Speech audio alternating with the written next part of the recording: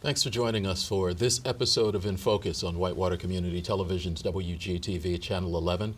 I'm Eric Marsh, Executive Director. Glad you're able to join us for this In Focus program where we did one of these last year, and I think a lot of people missed it when it happened, but then when the orange barrels went out, we ran it again, and it kind of caught some folks up. So to kind of explain this one, this was supposed to be a live program on Thursday evening, which is when we normally do In Focus. Some things happened. We're recording this on Friday, so you'll be seeing this for the first time Friday evening. Replays Saturday, Sunday. Obviously, it will also be on video on demand.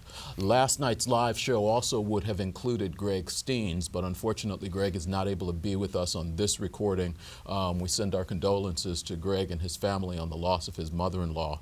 We also send our condolences, love, and prayers to Aaron Stevens, a member of the WCTV family for a number of years, obviously a Richmond police officer, but also host of Cuffs here for well over a decade, on the passing of his father a little over a week ago. So our thoughts with both of those families. We are very happy to have with us a gentleman who was here last year as we talked about construction, Bob Warner, who is Wayne County's engineer. Thanks for coming back this year. Oh, I enjoy it. Last year, Bob was joined by Greg Steens and also Nathan Riggs from NDOT. Nathan has moved on to become a project manager. Lamar Holiday is his replacement. He was invited to be part of this program. It didn't work out with his schedule, so hopefully we will get he and Greg in and they can talk about some of the construction projects from their end that will be taking place this year. But we wanted to spend some time doing a wrap-up of what actually got done last year, and somewhat a look forward as to some of the construction projects that you'll see taking place this year. Will be the second big year and the last. We hope to be replacing bridges for many years to come. But we hopefully won't have the type of construction that we're having in the cities as much as we have. And it has really, last year, affected everyone. NDOT was doing the bridge across I-70 near Cambridge City. Bridge in Hagerstown is being done. Obviously, the 20th Street Bridge here in Richmond caused a lot.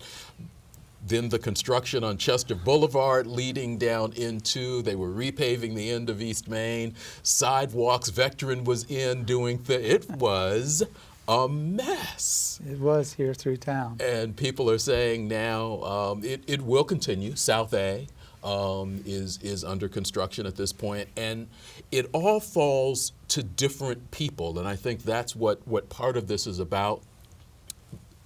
County roads, under the direction of Mike Sharp, has some of that. Bridges, you have. Greg Steens has some of it on the city side. T.O. Bozell has some of it. Some of the construction is being done by Richmond Sanitary District. And so there are a lot of different entities. First of all, I'll ask, how are you all on the coordination of all of that? Because what Sanitary District does, what you may be trying to do, what the city may be trying to do, may all kind of intersect at times. So how much are you all actually talking and able to keep things moving in that way? Oh, we definitely do talk to each other. The biggest question comes in some of the projects that we get funded for. We were able to obtain federal funds, but we may obtain them, say, this year, but the bridge won't actually be constructed until 2022. So it's hard to know that far out on what roads might need paved, for instance. Okay. So, but NDOT does have lists of their projects out 4 to 5 years, at least, the tentative idea of what they're going to do. Mm-hmm. But we do have a long-range plan. It's a 10-year plan for all of our bridges. But depending on funding, with programs like Community Crossings, which is a plan that started that started 2 years ago. Mm-hmm. If we get some funding for that, we may end up doing a bridge that we hadn't planned to do for a couple of more years that year. So we want to get the bridge done, but it does throw a wrench into how the traffic works through that area. The pieces are always moving on the board depending on where the funding comes from and when it comes in. Exactly. What actually is the county engineer's purview? What do you control? My main focus is the bridges in the county. Okay. And Wayne County has 234 bridges. So That's a large number. it is. We have the sixth most in the state, so we do have quite a few bridges. Wow. Okay. I want to get into a little bit more of that, but I'm going to see if I can take you in another path without throwing you under the bus here. Infrastructure, quote unquote, is a conversation that has been had and is being had on the federal level right now. You deal a lot with bridges. Can you talk to us about what you know and understand as the condition of some of the bridges in the United States as a whole? Because obviously you go to meetings, you talk to other engineers, and you all have some of that same thing. Can you talk about what the infrastructure in that way of the country looks like? Bridges are actually better than a lot of other parts of the infrastructure, which is a good thing. I mean, if you look at the ASCE, which is the American Society of Civil Engineers, puts out a report card annually on various parts of the infrastructure: sewers, dams, airports, roads, bridges, a lot of different aspects. Mm-hmm. And bridges are usually in a B category, maybe B minus. Dams are probably down more C minus or a D. So there's a lot of areas, but bridges are one of the better ones, which fortunately for me, I guess. But if you look at it across the entire United States, mm-hmm. there are approximately 600,000 bridges in the country. And about 20% of those are either structurally deficient or functionally obsolete. Now, okay. Yeah, define those. Yeah, if you can break those two out a little bit. Structurally deficient means there is a structural concern with either the substructure, which would be the abutments and the piers, the parts actually in contact with the ground, okay. or the superstructure, which is what spans over the abutments or over the piers, and then the deck is what goes on top of the superstructure, what you actually drive on. Concrete, asphalt. Yes. Okay. So it's a structural problem with one of those elements.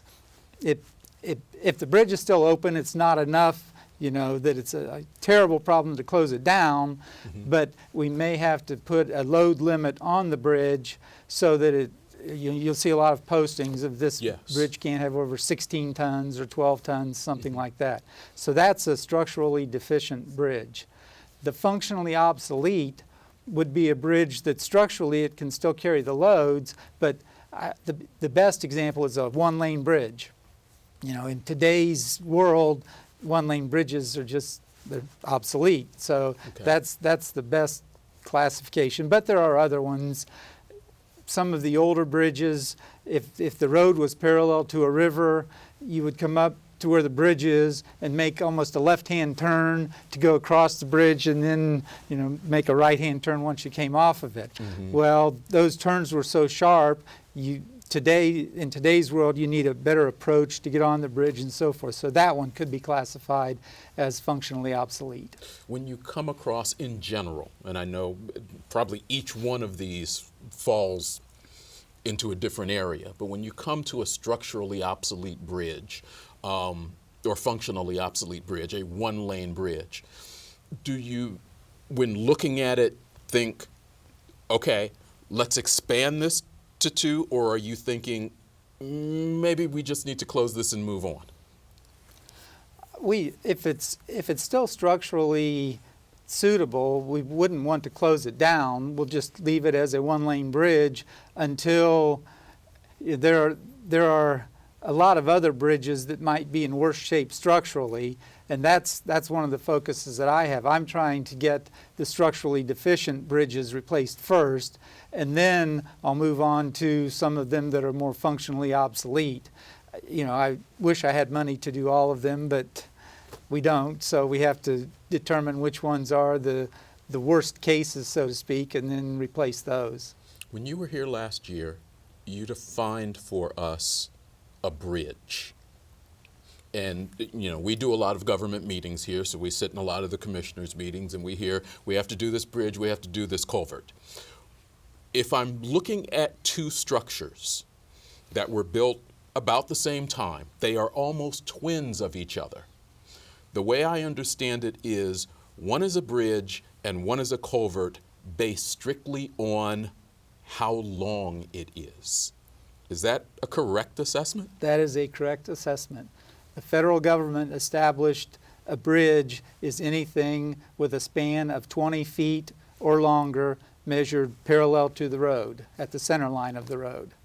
Okay. So a lot of structures that you look at, you'll say, oh, that's a bridge.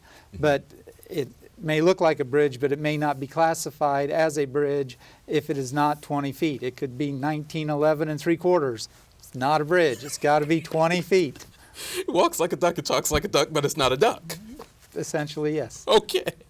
Really, just that little bit defines it as the difference. But when you're talking about the cost of replacing one of those, they're still pretty close in a price tag to replace a bridge or a culvert that's 19 and a half as opposed to 20 feet long.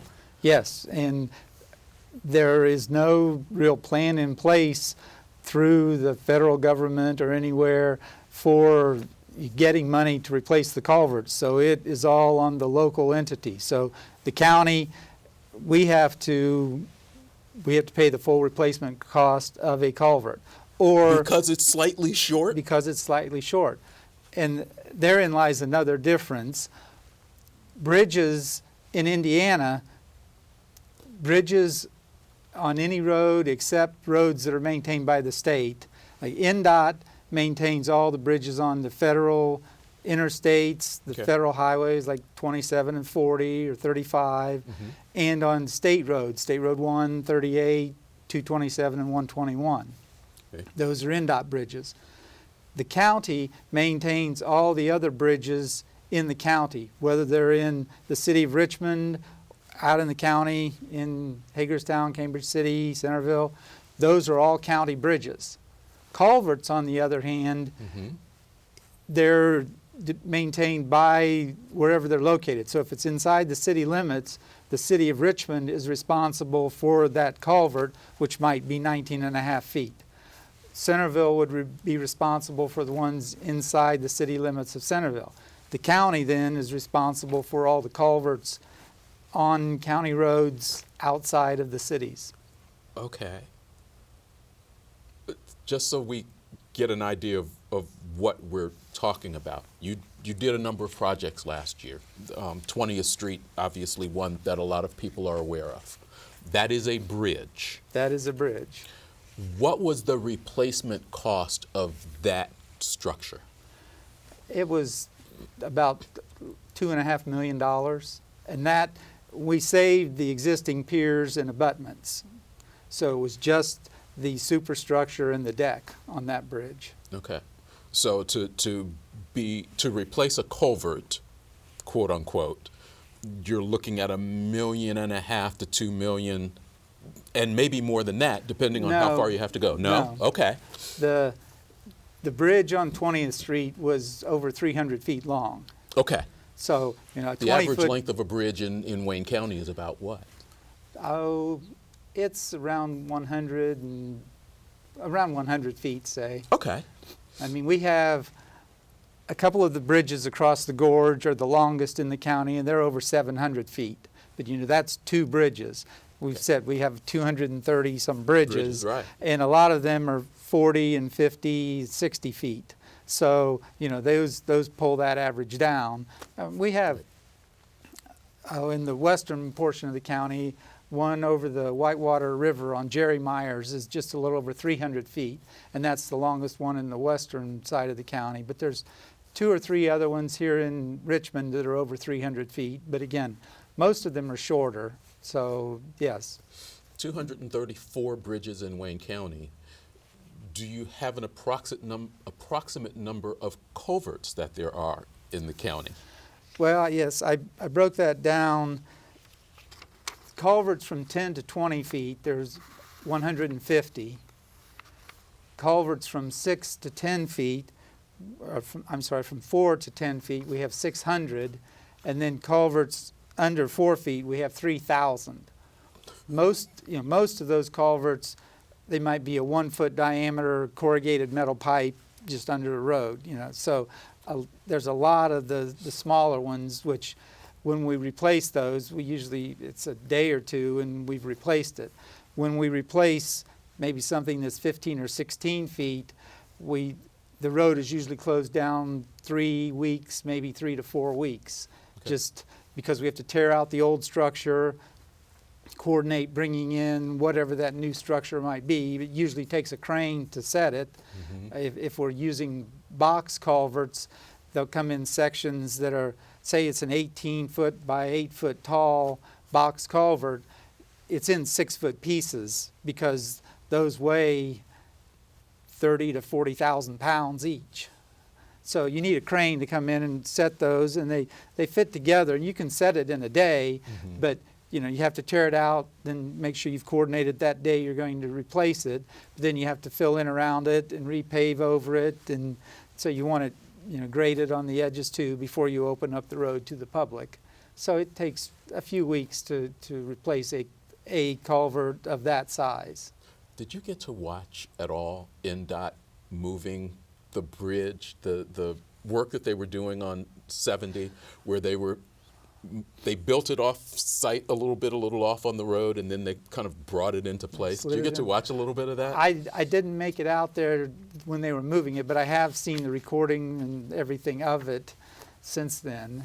That's a very interesting way to do it, and much safer because the road isn't closed down, down to one lane, which it's an accident waiting to happen many times, unfortunately.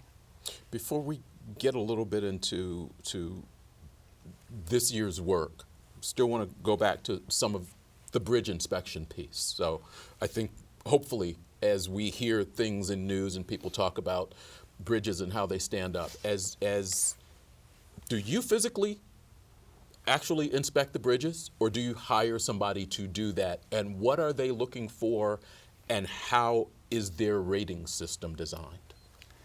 The federal government, through NDOT, is where the money is dispersed, but they actually pay 80% of the costs for us to hire a consulting firm to inspect the bridges. So, yes, so we actually hire a consulting firm who, they specializes in bridges and the inspection of bridges, and they will send out their people to inspect the bridges. It's done every 2 years. Every bridge in the country is inspected every 2 years. And if they find those same elements we talked about, the substructure, the superstructure, or the deck, if they find, they'll give it a rating system from 0 to 9. Okay. And if they find any part of those three is a 4 or below, then we will inspect that bridge annually, or they will come out and inspect it annually, just so all the bridges that are in worse shape get inspected more frequently, just for the safety of the driving public. Okay. Do we have anything close to a 0 of 4 or below here in Wayne County? The one bridge that is a 0 that has been closed is Heine Road, which is south of Hagerstown. There's a bridge on Heine Road over the Whitewater River. The bridge is, it's 80-some years old, and the concrete is just not strong enough anymore to take loads running over it. So that one is closed. We have a number of bridges throughout the county, probably 15 or 20, that actually have load postings on them, that because there is some situation with the bridge that makes it structurally deficient in that area, we may limit the loads to 12 tons or 16 tons, something like that. Usually bridges are at least 20 tons, and their ultimate load they could take is more like 90 or 100,000 pounds, so 50 or 60 tons. But yeah, so we may have to limit the loads on certain ones. So we still do have some of those bridges. So what happens with a bridge like Heine Road? It's closed now. Is it scheduled to be replaced? You said you've got a plan for bridge repair replacement. Right. Heine Road on that list? Heine Road is on the list, but it's a tough one. The bridge doesn't have a lot of traffic. It may have 50 cars a day. And because the bridge is so long, it's about 200 feet long, it would cost over $1 million to replace that bridge. So that's one you have to weigh, can we afford to spend that $1 million for only 50 vehicles a day? There's a lot of other bridges that are higher priority than that one. So, I mean, someday I hope to replace it. And one thing I'm looking at is seeing if we have other options. People are coming up with designs that utilize old railroad flat cars, for instance. So you build piers that are 80 feet or so, which is the length of flat cars, and then you put the flat cars in there as your structural member to span from pier to pier, and then put a deck across that. So it can become a more economical way to do it. Wow. You know, there's questions and concerns about it. I mean, you know, that flat car, the loads that have been on it in its life. So you do have to do some investigation. But, you know, I've talked to some engineering firms about, you know, what can we do about these cases where it's hard to build a brand new bridge for that few of cars, but, you know, do we have options? So that's one of them, and we're looking at other options that maybe someday we can make happen. Okay. Let's move to what the plans are for this year.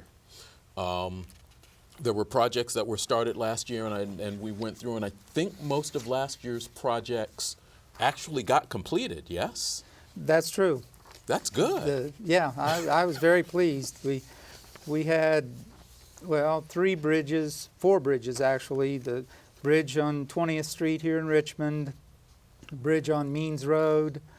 It's just west of Centerville Road and north of I-70. That bridge right there, that was completed. Bridge 130 on Boyd Road in just south of Cambridge City was rebuilt. And then Bridge 512 on Front Street in Cambridge City was built. We also replaced 3 culverts. And one project that we were working on and got started was the upgrade of the Gar-Jackson Road and Round Barn Road in the area of the new Blue Buffalo plant. We got the portion done on Round Barn Road except for the final paving. But this year then we're going to be doing Gar-Jackson, upgrade that to 2 12-foot wide lanes from Centerville Road to Round Barn Road. So that's one of the projects we still have to do. Is there a timetable for that particular project? Is there a thought process as to when that'll get done, midsummer, or will it take longer than that? No, we're hoping to be done, well, we're planning on starting next month. Okay. And, you know, we would like to be done in May or June with the whole project. Great. Okay. For this year, you mentioned Gar-Jackson reconstruction as part of what you want to do. What else is on your list to be able to hit this year that people should be aware of where traffic could be disrupted for a period of time? The bridge that will affect the most traffic is here in Richmond. It's the bridge on Peacock Road just north of McBride Stadium, right in the center field of McBride Stadium where Clear Creek and crosses Peacock Road. So that bridge is going to be replaced. We plan on, we're right now working on moving utilities. You may have seen some work going on out there. RP&L has been moving their lines, and we're going to be moving the water line and the gas line so that construction can start on that. And the closure will be in early spring and then part of summer. But we plan on being done by the middle of summer with that project. Okay. Now that, to give a little bit more of what's going on in that area also, Richmond Sanitary District will be replacing or adding a new sewer from Main Street, well, really from US 40 all the way up to Indiana Avenue.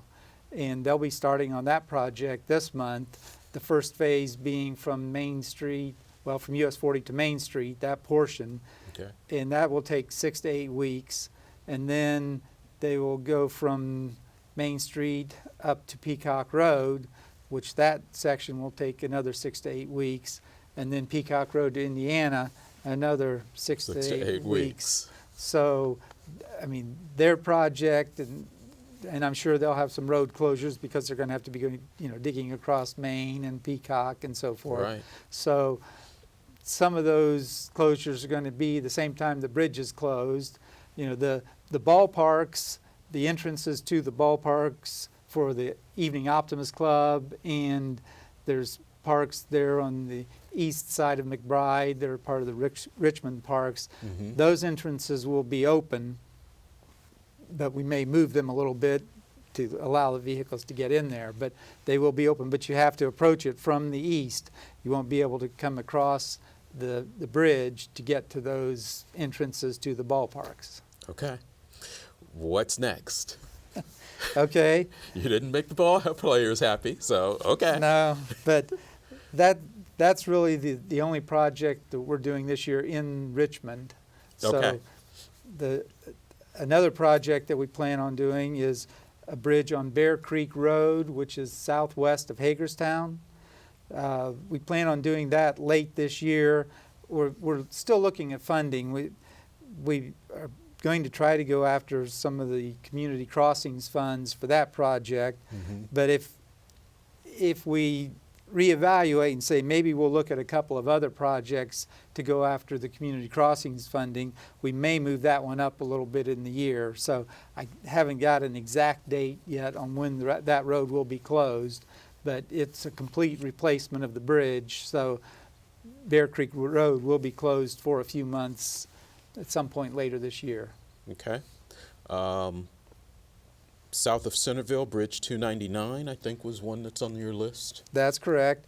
It's on Willow Grove Road, south of Centerville. The bridge, there's a number of small bridges along that stretch. This bridge is between McConaughey and Three Wits Roads. And in conjunction with that, we're also going to be replacing a culvert on Willow Grove Road down between Tice and Potter Shop. So we plan on doing those at the same time. I mean, not the same day, but have the road closed the same time, again, for coordination purposes. So those will both happen in the September-October time period. We anticipate the road being closed probably 3 to 4 weeks is what we're looking at. I mean, cars will still have access, or you can still have access to all the houses that are in the area. Mm-hmm. It just may be a little bit of a detour to get around where the road is closed, but it will be fully closed since we're taking out those existing structures. Okay. Another culvert that we are replacing this year is on Arbor Pike, and that's between Morrow and Inky. And we will also be doing that in the September-October time frame. Okay. So Arbor Pike will be closed again 3 to 4 weeks for that replacement. And as I mentioned before, the work on Round Barn will be taking place this spring and possibly into summer. And then we have 2 other projects that will depend on funding. And again, going after that community crossings funding, which that pays 50% of the cost of the project. So, a lot of these bridges in the 50 to 70 feet, it may be a $300,000 to $500,000 project. So if we can get half of it. Yeah, half of it. That's a pretty good chunk of money. So Okay. we And hope where to are do those, that. just in case that they actually come to fruition, and when would you hope to be able to do those? One is on Dale Avenue in Cambridge City, and that project, it's just north of US 40 in Cambridge City, and that would be done late this year. The Community Crossings Awards don't occur until, the way it's been in the past, we've learned in August You're or in so. August or so, of that, Yes. right? Okay. So they would be after that point. The other one is the bridge on Teeter Road in Hagerstown, and that's the one just at the southeast edge of town. And so that would also be late this year. So you're spreading the pain around, it looks like, a little Yes. bit. You know, you're in Centerville, you're in Hagerstown, you're in Cambridge City. Everybody's going to see some of the orange barrels go up. Right. That's nice of you. And I know that, that you were mentioning community crossings. I know that you mentioned the first year of it, everybody seemed around here to be happy because everybody got community crossings money, it seems, at least that applied. For bridges, you didn't come up with the community crossings money for this year, but Mike Sharp, who runs the highway department, got some, and he's going to get into some work because he covers things that you don't. You cover bridges, he covers a lot of the roads, and there's a lot of miles of road in Wayne County. We have approximately 700 miles of roadways that Wayne County is responsible for. And yes, Mike received a grant of $500,000 from the community crossings, and I'd say last year he had put in $1 million of his budget for work on the roads. Okay. So part of that, I mean, half of that million will go to match the 500,000. But this year also, because of the gas tax that was implemented in July of last year, Right. Wayne County is getting another $2.2 million that we're putting into the roads. So we're going to be investing $3.7 million this year in the roadways in Wayne County. Okay. We're going to be doing paving, patch paving, single sealing, and strip sealing. Paving means, you know, paving the full width of the road. It'll be in 2 passes, 1 on each lane. Mm-hmm. And that will be long stretches, you know, maybe 2 to 3 miles or something like that. Okay. So we're doing 20 miles of that paving on various roads. We have ideas of the roads we want to do, but until winter's over, it may change our thinking. Things may change. Things may If the change. winter turns really bad, we may find some places that need some work. Exactly. That as you look at them now, they Yes. don't. Right. Okay. So, but paving will do 20 miles of roads. Patch paving will be over the whole county, and that could be a strip that's 50 feet long or, you know, a few hundred feet long. It's not your long 1 mile stretch of paving, but it's an area that the road is broken down a little bit. I mean, Mike does an outstanding job keeping the roads in Wayne County Yeah. above par, and that's because of doing the maintenance while we go on and not letting the road deteriorate to the point that, well, now you have to redo the whole road. thing. Yeah. So that this patch paving, you'll just see strips. It might be both lanes wide for, you know, 200 feet, or it might be just one side, 1 lane wide for 50 feet. It varies, but it's over all the roads in Wayne County. You'll see some of that patch paving. Okay. He plans on doing 600 miles of patch paving? Right. So, I mean, that's 700 miles, you know, that's 1,400 lane miles. Mhm. So that's 600, you know, that's a good chunk of it. That's a large amount of roads. Yes. Single seal, what is that? Single seal will be, you put down an asphalt emulsion over the road and then seal it with gravel. So we'll be doing that on a number of roads that are not being paved, do approximately 60 miles of that, and that's full width for long distances. Okay. And then strip sealing may be just a few feet wide by 100 feet long, similar to the patch paving, but in smaller increments. I mean, like I said, a few feet wide or something potentially. If an edge of a road might be starting to break down, that's a lot of times what you'll see, the single seal, or possibly in the center, just a few feet wide and maybe a couple of 100 feet long, or it could be a little wider, could be the width of a lane even, but it's not for miles, it's just for short stretches many times. And where you're hiring out companies to do the bridges, Mike and his crew are doing most of this work, correct? That's correct. So, and he plans on doing approximately 300 miles of that strip sealing. So there's going to be a lot of road work to be done this So year. traffic will be a little bit slow again, as we move through the county. It will, but I mean, that will close typically just, one It's a day, country couple block of days, or something. like yeah, that. right. Okay. Bob, I appreciate you coming in and updating us on this. I am hopeful that we can get Greg Steens and Lamar and you back in a little bit more into the summer as things are really kind of kicking up, and hopefully be able to, one, want to get some ideas from Greg as to what the city side is doing, and two, when some of these things will begin to finish. As we get a little bit closer in, you'll have a better idea, Mike will have a better idea as to what some of the roads are going to be. Just keep people up to date, and obviously if we can tell them, yes, this is going to be done, or this is ending, the ending part of it is something they're going to be incredibly happy about, because I know you got asked the last probably 4 or 5 weeks, when is 20th Street open, when is 20th Street open? I know that was almost a daily question for you. It was. I heard it quite a bit. So hopefully we can get you back in, we can keep people updated. And by the time we get to the end of 2018, are you anticipating that most of these major projects that we're seeing right now will begin truly wrapping up?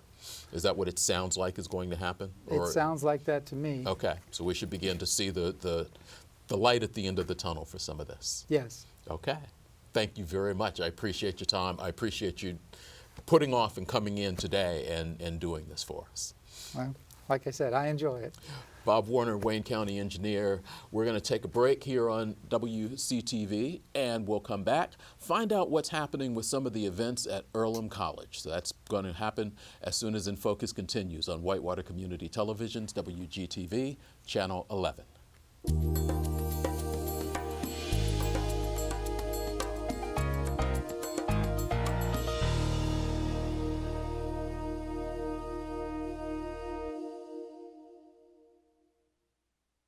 Keep up with local government information and shows with WGTV Online. Go to WCTV.info and click on the WGTV Online button. It's a live stream and video on demand site in one. Click the play button, you'll see whatever's on the air on WGTV Channel 11, or scroll down for videos on demand. Choose whatever meeting or show you'd like to watch. It's easy to stay informed with WGTV Online, a service of Whitewater Community Television. Hi, I'm Eric Marsh, guest host for this month's Read Beside You. Join me as we talk about the flu with Dr. Jennifer Bales. The flu season extends from October 1st through March 31st. Kim Schneider, infection control preventionist. We've had over 300 positive influenzas come through Reed Lab. And Monica Schlichter, manager of operations at Reed Urgent Care. Read Beside You, Thursday evenings at 8 p.m. on WETV, Channel 20. Hi, I'm Tim Scales, the director of the Center for Entrepreneurship and the host of In Your Business, a television show where we talk to entrepreneurs. We learn about their business, how they started their business, where their business is today, and all the different things that go on with business. On our next episode, we will visit with Melinda Wilson, a local entrepreneur. I mean, and it does it in different fashions, but it's touching lives in one way or another. Watch In Your Business on Tuesday nights at 9:30 p.m. on WETV, Channel 20.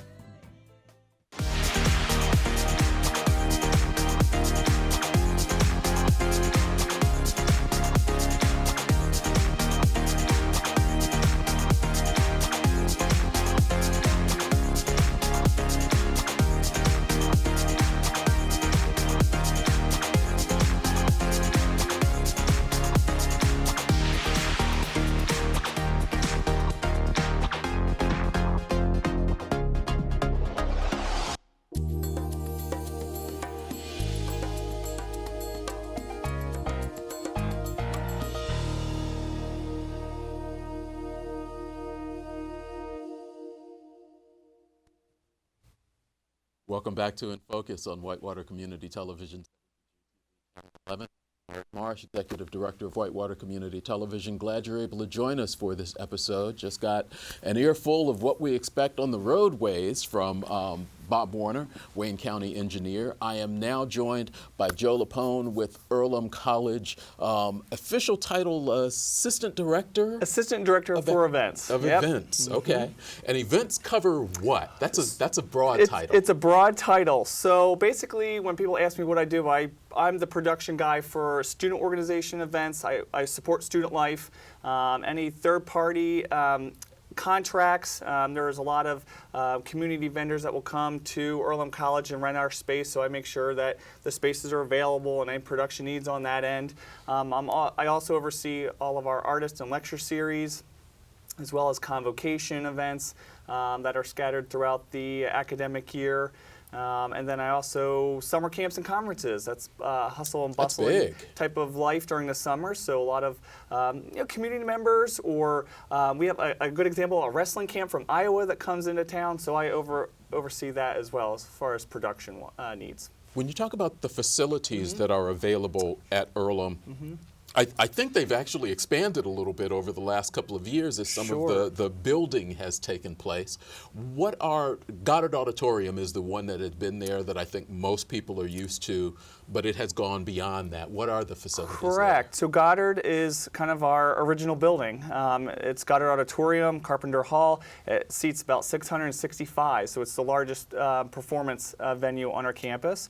But we added a couple years ago the Center for Visual and Performing Arts. That's where our music and theater departments live. So we have the McDaniel Studio Theater, which holds about anywhere between 140, 160.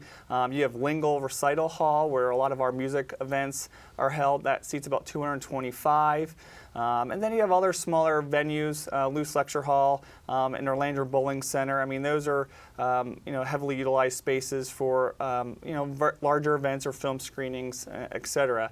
But our Center for Visual and Performing Arts and I would say Carpenter Hall are our primary venues that we utilize. And then we also use Wilkinson Theater in our Runyon Center. That's our student center. That's where a lot of plays happen as well. Okay. Are all of those areas available for community members to rent, or only some of them? Sure, no, they're all available to rent. You would basically need to just contact Lynn Knight, who is my supervisor, and she handles all contracts and negotiations and space rental, and then I will pick up the pieces after that. So help facilitate meeting the guests and making sure all their needs are taken care of. If you look, now there's a book, hold it up, I'm not sure how close, that actually is out. And you put out one of these in the fall and a separate one in the spring. You all have a lot of different events that come in, a lot of speakers. You mentioned your lecture series, your convocations. Most of those actually are available to the community to come. Correct. So we do put out the public events brochure. Again, that's 2 times a year, so one in the fall and one in the spring. We'd love to put more events in the events brochure, but space is limited, obviously. Sure. But yeah, I mean, everything that's in that public events brochure is free and open to the public. So we do get questions. It says free admission, but I'm a member of Ball State, or I'm a member of the Richmond community, can I attend? Right. Of course, you can always attend. Okay. And a lot of these are free. There's been a couple of things that have already taken place. Obviously, your Martin Luther King Jr. speaker, Joan Morgan. I was there for that. Very nice presentation by her. What's the next piece that you've got coming up? So our next piece we have is our Convocation, which is next Wednesday at the 7th. We're featuring Sarah Kay. She is a spoken word poet. She's all about youth empowerment and just provides a positive message. And so she's pretty popular with a lot of our students, and she's popular around the country as well. So we're anticipating a large draw for her convocation. How often are your convocations held? They're once every, the first Wednesday of every month. So about 4, or depending on the calendar, 5 per academic year. Well, fall and spring, so 10 total usually. Okay.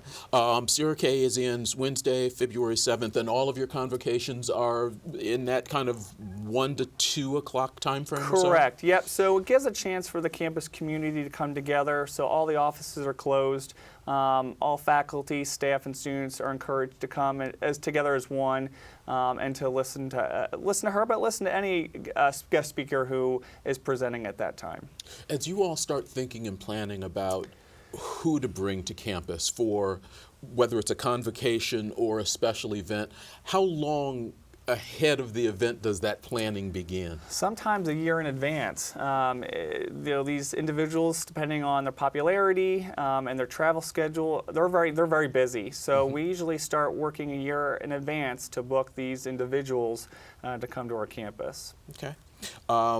You've got the Earlham Artist and Lecture Series coming up February 22nd. Carol Anderson, what can you tell us about that? Yeah, Carol Anderson is a professor at Emory University.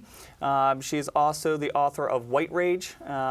So it talks about like black progress in America and where we've come from the Civil War to now. So she's going to come to our campus and she'll talk a little bit about White Rage, and she'll do a book signing afterwards and a small meet and greet. How do you, when you're putting your year together, are you looking at a particular topic where people are kind of aligned in their thought, or are you just kind of randomly pulling out, trying to mix and match spoken word poet, musician, author, that type thing? We try to keep it balanced. We really utilize our campus community to provide suggestions. We do have an events committee that's made up of faculty, staff, and student representatives, and so they kind of get an idea of what students are asking for. Maybe there are some faculty that are asking for or putting forth suggestions. So we really utilize the campus to help us out. But if we also notice there's someone that may fit with Earlham, we may on our own pull that person out and research that person before we invite them to campus. So, but generally it's the events committee, and it's a consensus, which we believe at Earlham, to really kind of fill our artist and lecture and convocation series events. Okay. Your next Artist and Lecture Series event is February 24th. So you've got a couple that are actually pretty close. February 22nd in Goddard Auditorium, then February 24th in Goddard Auditorium. Correct, yeah. So we have Carol Anderson coming in, and then no sooner she's out, we have the Japanese paper cutter, which will be really neat, sponsored by the Japanese Studies Department. So they'll use a projector to bring his artwork to life, which will be really neat. I believe we've had the Japanese paper cutter come on our campus before. It's been several years, so we invited them back. So it'll be a really neat event. February is a busy month for you. I turned the page in the book and I looked down, and okay, we went from February 22nd to February 24th to February 27th. Are you going to sleep that week? I will sleep, but it'll probably be very little. So we're going to hit the ground running on this one. Still, the Artist and Lecture Series, Timothy Snyder. What can you tell us? Yeah, so he is a Holocaust and Jewish studies historian. So we're bringing him to campus. He'll speak on his latest book on tyranny, 20 Lessons from the 20th Century, which is a New York Times bestseller. So and we're kind of focusing on, and we look at diverse events and our various students and their backgrounds, and as part of our Jewish Studies program, he's going to come to our campus to speak, which I think will be really important. Okay. The Joseph Moore Museum is an interesting place. They're doing an open house on March 3rd. Do you all work with them a lot? And how was that put together? That's not an annual event, or is it? They've done it in the past. We work with them closely with any contracts or anything that's related to a contract or third party. We just help them with production needs, making sure the event goes smooth. There's no bumps in the road. But it's something they've done in the past. But yes, they're always hustling and bustling and doing their own things, which is good. So getting their name out there which is really important because it's an important part of our campus. And a lot of people, the Joseph Moore Museum, we talk about the mummy that is at the Wayne County Historical Museum. There's actually 2 mummies here in Richmond, and I believe Joseph Moore Museum has the second one. Yes, and they had beaver skeletons in the fall. They have a lot of neat. They have live animals, small live animals, which is really neat. So it's an interesting place. And I was actually just talking to the Joseph Moore Museum folks, and they were saying that they're getting a lot of interest from the open house, so which is excellent. That's what we'd like to hear. Nice. That's happening on Saturday, March 3rd, 10 to 5. Your next convocation, we get to the 1st of the month. Yep. Go to the 7th, March 7th in Goddard Auditorium. Again, that 1 o'clock time frame. Yeah, so we're bringing Julissa Arce. She is a former Wall Street executive and also an immigrant rights activist. So she's, kind of a part of that dreamer area. And so she'll be talking a little bit about, today in immigration rights and what's going on in our current modern day politics. And that's a good thing because Earlham, we have a very diverse student body, and we have a high population of our international students. So she'll have a really important message to share. Earlham Artist and Lecture Series, March 23rd, again, Goddard Auditorium. Heartland Sings. That sounds so wholesome and relaxing. It is. It's actually our biggest production for the spring, outside of commencement, of course. Okay. But Heartland Sings is a nonprofit. It's based out of Fort Wayne, Indiana. It's a music production company, but they focus on jazz. They're actually partnering with our music department, our choral singers, and they're going to kind of do a duet and that sort. So it's going to be a fun, very family, wholesome, engaging atmosphere. Lot of loud music, and it'll be fun. People will be dancing in the seats. That's Friday, March 23rd, 7:30 p.m. Tickets are required for that one. We can't talk about ticket pricing, but if someone's interested in that, there is a cost for tickets. How do they find you and information about Sure. this? So our main website, earlham.edu/events, is our primary website. So I always encourage you to go there. We use Eventbrite, which is like a ticketing software system, but we actually have a website for that, and that is earlhamcollegeevents.eventbrite.com, and they'll be all listed there. I do believe tickets for Heartland Sings will obviously go on sale, I believe, beginning of March. Okay. As we get into April, and I know we're not going to go very far, but I think this is one that people want to put on their calendar. April 4th, your convocation, Roy Moore Jr. This was supposed to have happened in the first semester, I believe. Correct. You are correct. He actually had a scheduling conflict and was pulled into a movie. So he was... Hate it when that happens. Yeah, I know. And everyone was very disappointed. But he was pulled into a movie in Canada, and so we had to reschedule. But he was gracious enough to reschedule for the last convocation of the academic year at Earlham. And again, that one is free. And I noticed still on that same day, April 4th, but later that evening, I want to mention Drumunity, a community of percussion, which has become a very popular, I want to say almost annual, happening event on Earlham College's campus, bringing in some of the high schools to perform in that also. Yeah, so Drumunity, it's going to be at Civic Hall this time.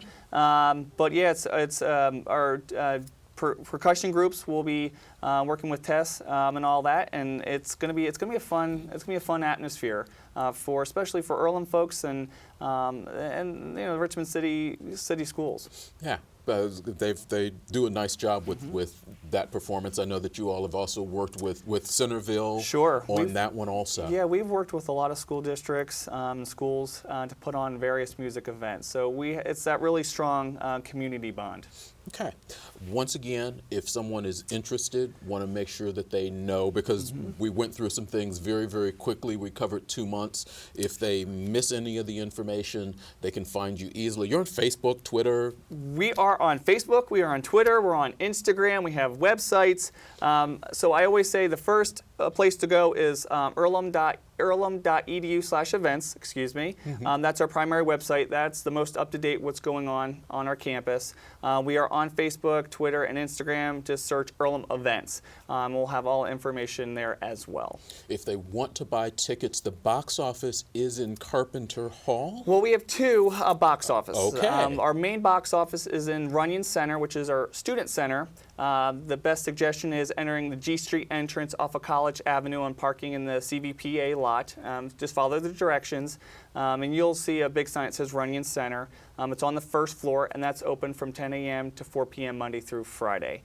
We do have a box office in Carpenter Hall, and that's usually open just the day of the event. So we'll have that open for Heartland Sings. Okay.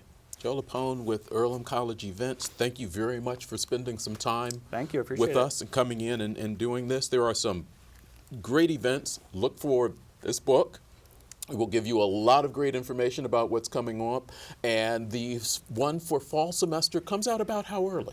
So that one will come out during the summertime. So we hope to have that finalized, I'd say by June or July. So we'll Okay. get that out to the community. Look for that. Always a great amount of information just on the inside. If you're not familiar with the Earlham campus, there's always information about parking that you can find and things of that nature, and lots of contact information. So look for those various places there on campus, but you can also find them around town. Yes, we distribute them around Richmond, Hagerstown, Cambridge City, Centerville.